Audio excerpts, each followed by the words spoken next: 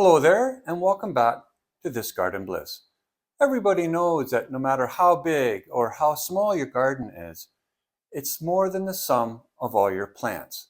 It's all the other things that require upkeep and maintenance, from planters to statuary to arbors and pergolas. Things get broken and things need fixing, and that's why I'm here. So today I'm going to show you the few of the things that we're working on at This Garden Bliss. These two baskets needed some painting. They still need a little bit more there. They hang on the fence or the gate, holding a variety of plants, sometimes nasturtium and other things like that. And this large planter we found at the local nursery that was in their scrap pile. So we brought it home and fixed it up. As you can see, it still needs work, but we line it with another planter so that you don't see all this. And that's, just a nice piece, and we just didn't want to see it in the garbage. So I patched up the underside with some concrete. It's dry now. We'll have to get some paint and touch it up in the same gray that we did a few years ago. But yes, you can go to the garden nursery and see what their bins of the return products are. I don't know why they would dump this, whoever did, but yeah, it's a nice piece. Just got to fix it up. So I've been doing some CPR on this dying patient. That is a container project repair. We've had to put in some boards to reinforce the inside, the backing. As you can see, it's on its way. Certainly good for another season. Get this board along the front, put another one along the side, line it with shower curtain or plastic or something like that, and put it back up on the window box stand outside the kitchen window. So let's get to it. Before starting working in the shop or any power tools, I'd be sure to put on my earplugs and put on my safety goggles. Safety is of prime importance because you never know where the chips may fly. And sooner or later you'd be looking for band-aids or something even worse.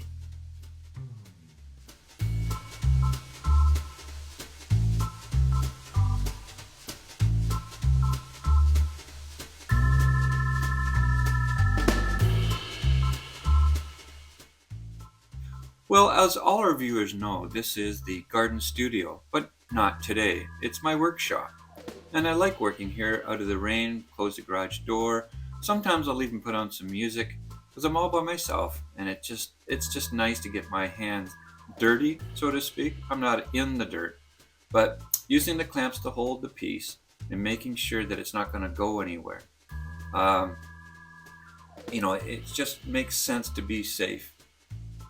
After I take the measurements, I make the markings on the board and then clamp down outside the point where I want to cut it. The Black & Decker Workmate was gifted to me many years ago, and it's just come in so handy. It holds the piece. You can build anything on it. I heard a story once where a guy built a cottage using two of those things. Black & Decker Workmate. You can buy them anywhere. So as I continue here, I'm going to be that's the long side. Take the clamps off and move it around. But like I was saying, it's a workshop. It's a garden studio. And every now and then we get to park a car in here. And the floor still looks good. I think we might touch it up this summer.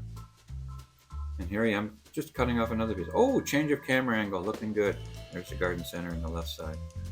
Using a handsaw because my son is sleeping upstairs and I'm going very fast here. Of course, it's sped up just a little bit.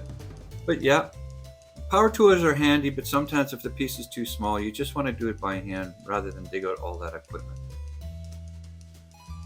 Using my cordless drill here, I'm fastening the back inside panel onto the back wall. And yeah, I will be painting it on the inside, not so much to make it look nice, but to preserve the wood, even though it's cedar. You get a lot of bugs crawling around in there and termites, etc. So you just try to slap on a little bit of paint to keep it lasting through the years. Although I don't think this piece is going to last. We'll have to find a replacement eventually, but I'm just trying to make it last a while.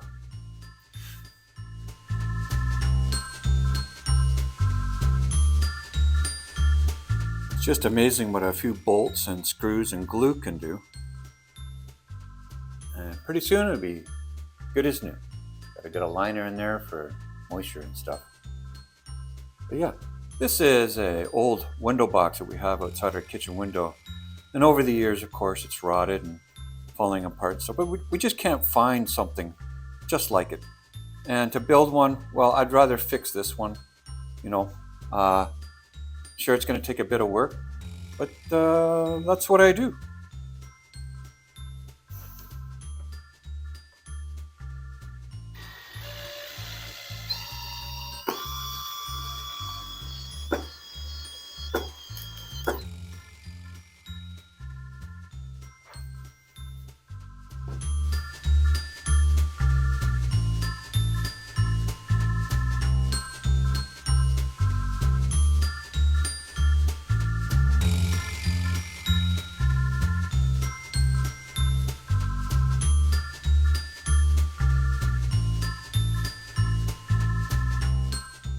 I pre-drill the holes because the wood is so rotten and decayed. I'm afraid it might shatter. So it's just the screws go where they should go. Yeah, simple.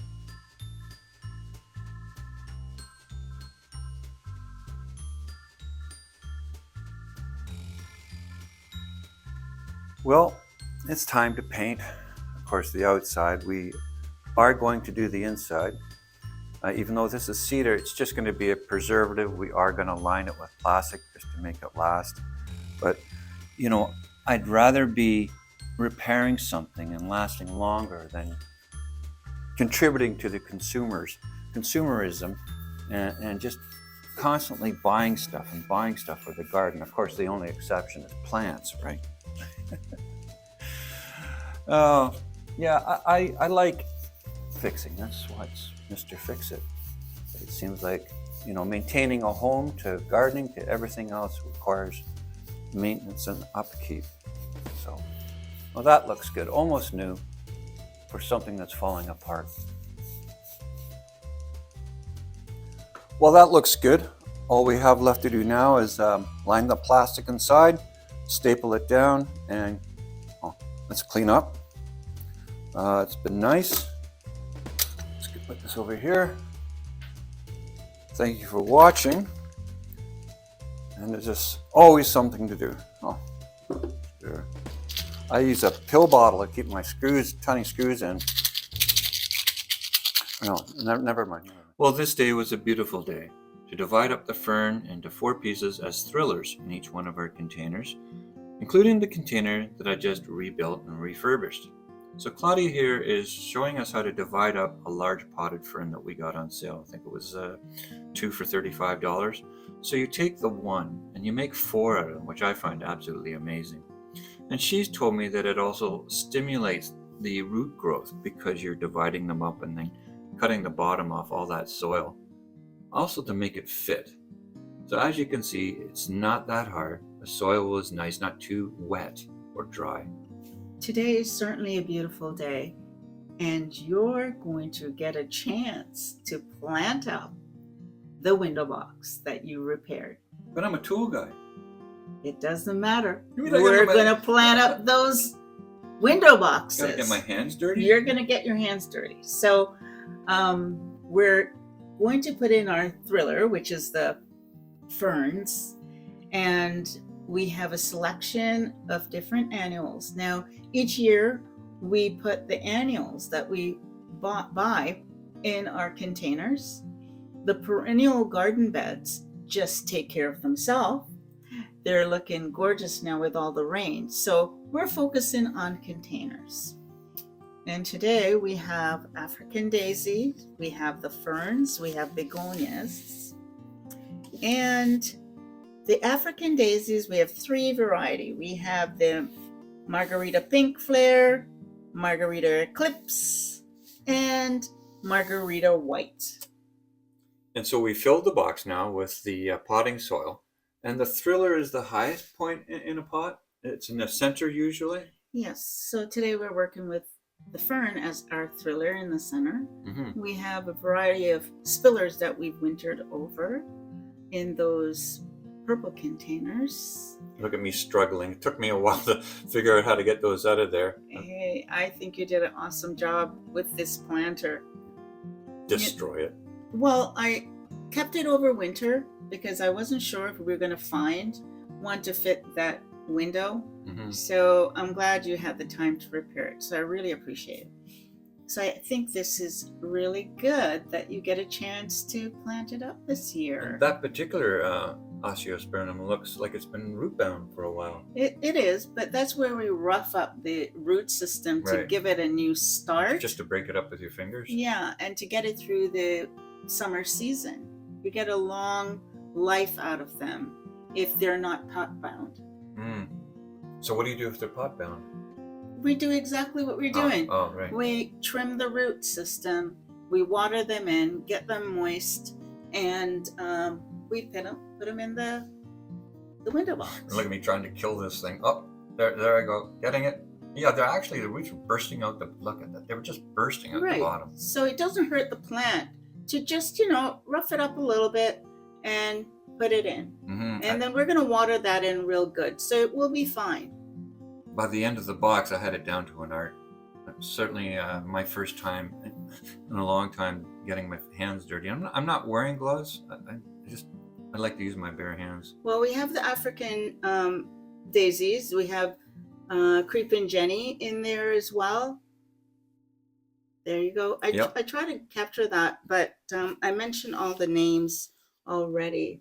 I love the way the African daisies look in the summertime. So this planter is going to be on the north side of the house, so we're keeping those colors cool. And because the planter is 6 or 7 feet off the ground, you had me angle them towards the front. Yes, a little bit. Yeah, so they're certainly easier to see. Yeah, like that, just like that.